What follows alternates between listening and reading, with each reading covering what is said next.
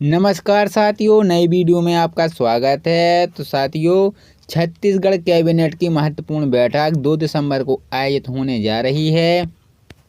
यह बैठक नया रायपुर स्थित महानदी भवन में होगी। मुख्यमंत्री की अध्यक्षता में इस बैठक में कई अहम फैसले लिए जा सकते हैं। इससे पहले 26 दिसंबर को मुख्यमंत्री विष्णुदेव साय की अध्यक्षता में कैबिनेट की बैठक हुई थी और अब ठीक 5 दिन के बाद 2 दिसंबर को फिर बैठक हो रही है। पिछली बैठक के फैसले सार्वजनिक वितरण प्रणाली के तहत नागरिक आपूर्ति निगम को चुनाव प्रदान के लिए MEML ई ऑक्शन प्लेटफॉर्म के मध्य से जरूरी अनुमति दी गई है। मंत्रिपरिषद ने 54 ऐसे मामलों को न्यायालय में वापस लेने का निर्णय लिया है जो केवल राजनीतिक आंदोलन से संबंधित है। 2025 के खरीफ विषण वर्ष में मक्का फसल और 2025 की रबी विषण वर्ष में चना, मसूर व सरसों के उपार्जन के लिए नोएड NCF को प्रोडेक्वेट एजेंसी के रूप में नियुक्त किया गया है। राज्य के किसानों को उन्नत बीजों की उचित दर उपलब्ध सुनिश्चित करने के लिए भारत सरकार की एजेंसी से सीधे बीज क्रय की अनुमति दी जाएगी। छत्तीसगढ़ राज्य विद्युत परियोजना पंप स्टोर आधारित स्थापना नीति 2023 के तहत परियोजना विकास कार्यों को पहले 5 वर्षों के लिए हरित ऊर्जा विकास शुल्क की छूट देने का निर्णय लिया गया है। इसके साथ ही 25% शुल्क वृद्धि का प्रावधान भी समाप्त कर दिया है। छत्तीसगढ़ राज्य हाउसिंग अवार्नर डिपार्टमेंट कॉर्पोरेटर लिमिटेड से 1 लाख करोड़ रुपए का भी वित्तीय सहायता, परामर्श और सेवाएं प्राप्त करने के लिए समझौता ज्ञापन MOU को प्रारूप को मंजूरी दी गई है। छत्तीसगढ़ गृह निर्माण मंडल के द्वारा प्राप्त की गई भूमि को आवासीय प्रोजेक्ट में बदलने पर शुल्क और अन्य दंड से छूट देने का निर्णय लिया गया है, जिससे हाउसिंग बोर्ड के घर खरीदने को फायदा होगा।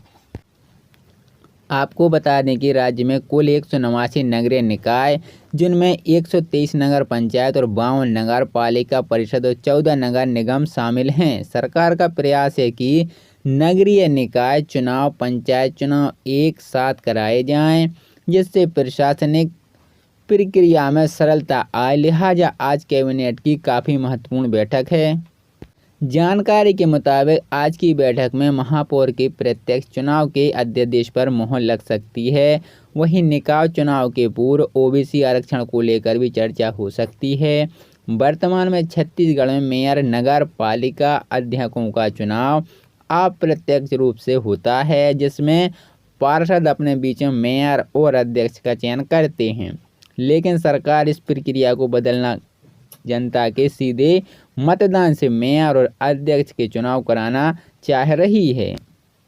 आपको बता दें कि 2018 में कांग्रेस सरकार के दौरान तत्कालीन मुख्यमंत्री भूपेश बघेल ने इस प्रक्रिया को बदलते हुए इसे अप्रत्यक्ष बना दिया था। अब BJP सरकार इसे फिर से प्रत्यक्ष चुनाव की व्यवस्था में लौटाने की योजना बना रही है। इसको लेकर राज्य की तरफ से कई बार बयान भी आ चुका है। अब उस पर कैबिनेट की मोहर लग जा सकते हैं। इससे पहले 26 दिसंबर को मुख्यमंत्री विष्णुदेव साय की अध्यक्षता में कैबिनेट की बैठक हुई थी और अब ठीक 5 दिन के बाद 2 दिसंबर को फिर बैठक हो रही है। पिछली बैठक के फैसले सार्वजनिक वितरण प्रणाली के तहत नागरिक आपूर्ति निगम को चुनाव प्रदान के लिए MEML ई ऑक्शन प्लेटफॉर्म के मध्य से जरूरी अनुमति दी गई है। मंत्रिपरिषद ने 54 ऐसे मामलों को न्यायालय में वापस लेने का निर्णय लिया है जो केवल राजनीतिक आंदोलन से संबंधित है। 2025 के खरीफ विषण वर्ष में मक्का फसल और 2025 की रबी विषण वर्ष में चना, मसूर व सरसों के उपार्जन के लिए नोएड NCF को प्रोडेक्वेट एजेंसी के रूप में नियुक्त किया गया है। राज्य के किसानों को उन्नत बीजों की उचित दर उपलब्ध सुनिश्चित करने के लिए भारत सरकार की एजेंसी से सीधे बीज क्रय की अनुमति दी जाएगी। छत्तीसगढ़ राज्य विद्युत परियोजना पंप स्टोर आधारित स्थापना नीति 2023 के तहत परियोजना विकास कार्यों को पहले 5 वर्षों के लिए हरित ऊर्जा विकास शुल्क की छूट देने का निर्णय लिया गया है। इसके साथ ही 25% शुल्क वृद्धि का प्रावधान भी समाप्त कर दिया है। छत्तीसगढ़ राज्य हाउसिंग अवार्नर डिपार्टमेंट कॉर्पोरेटर लिमिटेड से 1 लाख करोड़ रुपए का भी वित्तीय सहायता, परामर्श और सेवाएं प्राप्त करने के लिए समझौता ज्ञापन MOU को प्रारूप को मंजूरी दी गई है। छत्तीसगढ़ गृह निर्माण मंडल के द्वारा प्राप्त की गई भूमि को आवासीय प्रोजेक्ट में बदलने पर शुल्क और अन्य दंड से छूट देने का निर्णय लिया गया, जिससे हाउसिंग बोर्ड के घर खरीदने को फायदा होगा। आपको बता दें कि राज्य में कुल 189 नगरीय निकाय, जिनमें 123 नगर पंचायत और 52 नगर पालिका परिषद और 14 नगर निगम शामिल हैं। सरकार का प्रयास है कि नगरीय निकाय चुनाव, पंचायत चुनाव एक साथ कराए जाएं, जिससे प्रशासनिक प्रक्रिया में सरलता आए। लिहाजा आज कैबिनेट की काफ़ी महत्वपूर्ण बैठक है। जानकारी के मुताबिक आज की बैठक में महापौर के प्रत्यक्ष चुनाव के अध्यादेश पर मोहर लग सकती है। वहीं निकाय चुनाव के पूर्व OBC आरक्षण को लेकर भी चर्चा हो सकती है। वर्तमान में छत्तीसगढ़ में मेयर, नगर पालिका अध्यक्षों का चुनाव अप्रत्यक्ष रूप से होता है, जिसमें पार्षद अपने बीच में मेयर और अध्यक्ष का चयन करते हैं।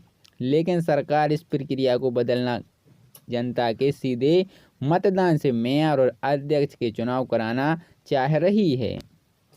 आपको बता दें कि 2018 में कांग्रेस सरकार के दौरान तत्कालीन मुख्यमंत्री भूपेश बघेल ने इस प्रक्रिया को बदलते हुए इसे अप्रत्यक्ष बना दिया था। अब BJP सरकार इसे फिर से प्रत्यक्ष चुनाव की व्यवस्था में लौटाने की योजना बना रही है।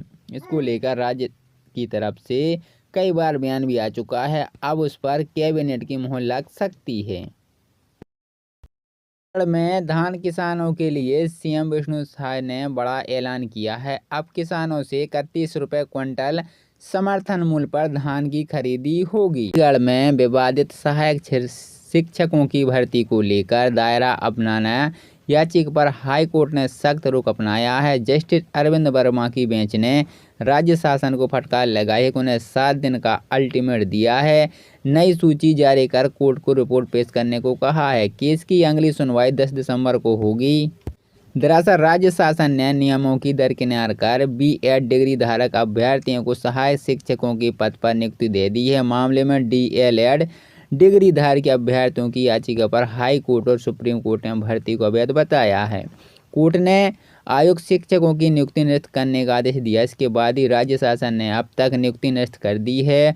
DLED अभ्यर्थियों की नियुक्ति नहीं की है। इसी को लेकर हाई कोर्ट ने नाराजगी में धान किसानों के लिए CM विष्णु साय ने बड़ा ऐलान किया है। अब किसानों से 31 रुपये क्विंटल समर्थन मूल्य पर धान की खरीदी होगी। छत्तीसगढ़ में विवादित सहायक शिक्षकों की भर्ती को लेकर दायरा अपनाना याचिका पर हाई कोर्ट ने सख्त रुख अपनाया है। जस्टिस अरविंद वर्मा की बेंच ने राज्य शासन को फटकार लगाई है कि उन्हें 7 दिन का अल्टीमेट दिया है। नई सूची जारी कर कोर्ट को रिपोर्ट पेश करने को कहा है। केस की अगली सुनवाई 10 दिसंबर को होगी। दरअसल राज्य शासन ने नियमों की दरकिनार कर B.Ed डिग्री धारक अभ्यर्थियों को सहायक शिक्षकों के पद पर नियुक्ति दे दी है। मामले में DLED डिग्री धारक अभ्यर्थियों की याचिका पर हाई कोर्ट और सुप्रीम कोर्ट ने भर्ती को अवैध बताया है। कोर्ट ने आयोग शिक्षकों की नियुक्ति निरस्त करने का आदेश दिया। इसके बाद ही राज्य शासन ने अब तक नियुक्ति निरस्त कर दी है। DLED अभ्यर्थियों की नियुक्ति नहीं की है। इसी को लेकर हाई कोर्ट ने नाराजगी जताई है।